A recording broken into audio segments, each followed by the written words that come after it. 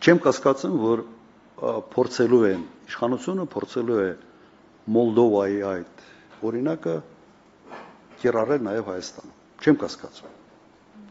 Այն հանգամանքը, որ երբ բախվում են աշխարհաքաղաքական շահերը, ժողովրդավարության մասին բոլորը մոռանում են, սա փաստ է, մենք սա տեսնում ենք ուղղակի ակնառու է եվրոպական կեցվածքից նաև, ասենց ակնհայտ է։ Իդեպ միջ այդ դա կատարվել է Ռումինիայում, նախագահի ընտրությունների ժամանակ, երբ չեղարկվեց ինչ-որ երկրորդ փուլը, նոր ընտրություն եւ այլն։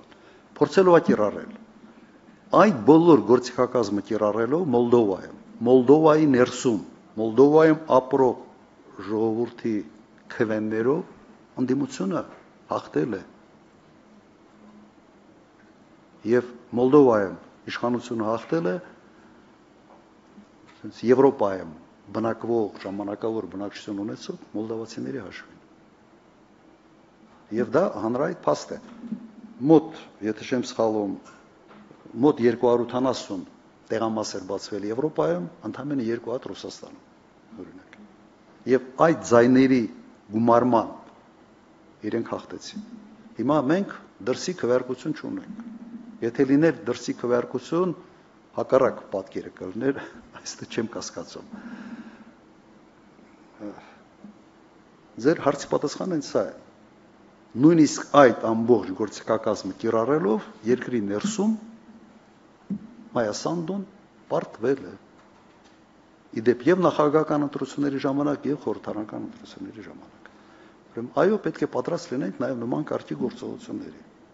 Կարծում եմ փորձելով են ինչ որ չափով ինչ խորությամբ չեմ կարող ասել, բայց ամենից լավ երաշխիքը, որ դրա չափը լինելու է, այսպես ասենք, փոքր, հետևյալն է։ ԿՊ-ն պետք է հասկանա, որ